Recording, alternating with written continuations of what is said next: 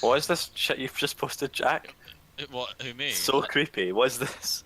This is, fucking Mark's music. 8 minutes of Oh. dark suspense, scary, creepy horror music. No, that's not what I mean. I mean the Oh. fucking copy pasta you put. Oh, sorry.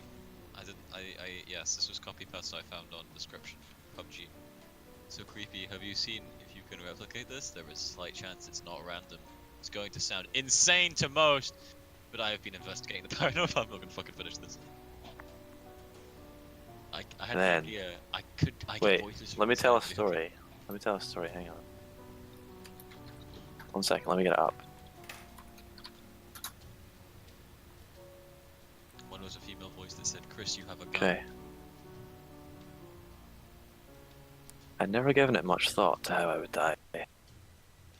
Maybe it's because I'd spent most of my life thinking about how others would die, especially my mother. She never understood the elaborate intricacies of my mind, and now she never will. But her voice never stopped ringing through my mind. Constantly, constantly. The sound of her shrill voice constantly pounds through my mind. The only way to stop the sound is to silence it with blood. My name is Roger. I'm a physics teacher at a local high school. I have a deep connection with my mother. She's a bitch. A horrible woman. She cleansed me every day I came home from school. I wasn't allowed to do extracurricular activities. They were unclean. I wasn't allowed to have friends. They were unclean. Every goddamn part of my life was unclean. I was never good enough for my mother. Never. But mother protected me from the world. The world was dirty. The world is dirty, yes, dirty. The filthy, unclean feelings I get when I lay in my bed. I don't need the touch of anyone. All I needed was mother. Yes, mother. When I have those feelings, special feelings, I think of mother and I am soothed. With every drop of blood I spill, a pleasure unlike any I've ever known. Every day I'd come home from school to Roger, you've been a dirty boy today, time for your bath. Bath, such a horrid word. Mother would always make me sit in the bathtub and she would pour bleach onto my naked flesh. She would begin scrubbing my body with steel wool and bleach, and then I would begin scrubbing. I was filthy and I needed to be cleansed. Now don't worry son, this won't hurt a bit. She would say that every time, but then she would scrub my face. The burning pain would sear my eyes. But it was okay, the pain was good. The pain was clean. Don't play the music again, play the music. Jesus, still going. The pain is always followed by the pleasure. Mother would scrub every inch of my body until she reached my center. Oh. My center would tingle as she stroked me with her pointy pale fingers. I never minded. This was my reward for being clean. My life at school was like that. Nobody ever saw what a fucked up kid I was. Mother never brought me to school in the fear of becoming filthy, so I walked to school. The path I would was dark, quiet. A silent tension of danger and a lustful vengeance was suspended in the air of the forest. I loved the tension. Gave me the biggest fucking hard-on ever. I never gave a fuck if I was late to school. No one loved me. No one gave a flying fuck if I lived or died. No. Mother loved me. That's why she cleansed me. Every day. The cleansing. Every day I would await my cleansing. When I was 17. I came home one day, awaiting the pleasure and pain of being pure. Mother, tadaima, no answer. As I walked down the hallway to my bedroom, I began hearing a thumping. A thumping. The noise was originating out of Mother's room. I'd never heard such a noise. Mother, are you alright? I tentatively asked as I entered the room. Was Mother okay? Was she alright? Was she being hurt? What was going on? Why was that man ramming his body into Mother? Who's this man? What are these sounds coming out of Mother? Oh god, the sounds. I need to make them stop. Make them stop. I made them stop. Over above Mother's dresser was a large metal crucifix with a pointed end to it. Mother was incredibly religious. That dumb cunt would believe anything. I removed the crucifix from the wall and ran towards the man with its pointed end upward, before the man had any time to scream or even whimper with it. And she just kept hitting him. Blood and eventually brain matter were splattered all over onto my body, the walls, and on Mother. Screaming her head off in terror. I didn't mind. I finally took what was left of the crucifix.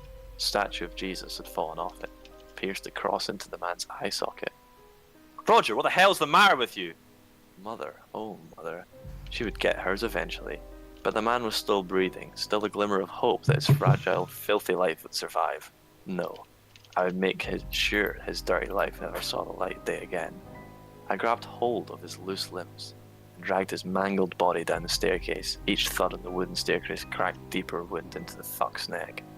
Blood spread like water flowing down a sewage drain down the stairs. I thrusted the body into the kitchen. A deep murmur of pain escaped from the distorted, swollen body at my feet. Shut up, you fucking bastard! How dare you defile Mother! I grabbed his bloody, greasy black hair and rammed his skull into the table, shoving the crucifix further into his brain. The squish sound, the smooth entrance, it was all I could do to not scream with pleasure. I felt my centre throb. I needed to finish. I couldn't stop now. I grunted as I opened the fridge's door, shoved the fuck's head on the shelves of the fridge and rammed the door shut over and over, just like he rammed Mother. He would no longer ram her. No one would. Blood spilled over the floor and I felt pleasure I so desired. The inescapable moment of passion was almost too much to bear. I collapsed onto the floor, tingling my body finally coming to an end, but the filthy biohazardous mess was still left. I must clean. I took the body and threw him down the laundry chute. Body won't fit. His large phallus got him into this mess and it would get him out. I took my Swiss Army knife and began cutting off his member. The pop sounds of my knife entering and the deep, tight sliding of my knife sent chills down my spine. Once I finished, the body slid down the chute. I calmly walked downstairs, hands shaking, and shoved the body into the dryer. High seemed like a good setting. Once I heard the corpse rumbling around, I went up to Mother. Mother, it's time for my bath. Oh, Mother, so naive. As I undressed for my bath, I noticed Mother's hands shaking as she prepared for the bath. She scrubbed my body raw, harder and harder. I closed my eyes, dreaming of the feel of blood and metal sliding through my hands. Alright, son, you're finished. What? That fucking bitch not done with me yet! No, how dare she! No, I would pleasure one. I grabbed her hair and slammed her face into the side of the tub, my arms tense and trembling. Blood and teeth splattered on the baby blue tile floor. You dirty, filthy whore, you will not treat me this way. I will get water. I ran downstairs naked and wet, reached into one of the kitchen drawers and grabbed the pliers. I felt lightness, air, as I climbed the stairs slowly up back to the bathroom. Upon entering the room, I took the surroundings of blood, teeth, and anticipation. I was ready for this. I would be in charge now. I'm almost done. It's literally like 3 paragraphs. I reached down and lifted Mother's unconscious head and pulled her onto my lap. Her soft graying hair brushed against my throbbing genitals. I needed more. More! I jammed my pliers into Mother's mouth and began twisting and ripping out her teeth. The popping sound of teeth sliding out of her old withered decaying gums. Blood mixed with saliva dribbled out of her mouth. Her mouth was left an empty cavern of warmth, wetness and wild pleasure. I held Mother's head softly and slid her onto my throbbing shaft. Oh, the pleasure, the warmth, the blood. Ugh, all that blood, yes. I felt my body lose control as I started to thrust deeper and deeper into her mouth. I'm just gonna fucking link you the story just so you know. I already found it because I just googled the fucking. I felt the How back did of you her find clothes that? around me. No! I needed to go further. It came up on random when I was on the creepypasta wiki. I just read the quivering shaft out of Mother's mouth and dug the pliers into the back of her throat. I rammed, jammed, thrust, and penetrate. Once I felt her spine, I opened the pliers, squeezed. Okay, I can't be arsed for the rest. It's just disgusting. Epic. So basically, fucking like second year, I'd go on the creepypasta wiki and just like read a bunch of shit, like Wow, that was the spooky. shitty like stories, and then this came up on the random one, Just so and you know, Pickles was there as well. just So I you know, read it to recorded all myself. this. I was like, what? Yeah, I know you did. You said. I was like, what the fuck? And then I read. Jacob actually read it out to all of us that were there. It was like me, Pickles, Spoons, Yeah. at the fucking gamers club. Remember that? Oh fuck yeah. That's where. Yeah, that's where it was. That's pretty epic. Hey, let's play. Pickles, we're waiting to you. We need to go see the ghost Oh, on. sorry. I was on getting a drink. Are you engrossed? He was Fucking record. engrossed I in was it. recording it all. Yeah, just fucking don't do anything with it. Don't.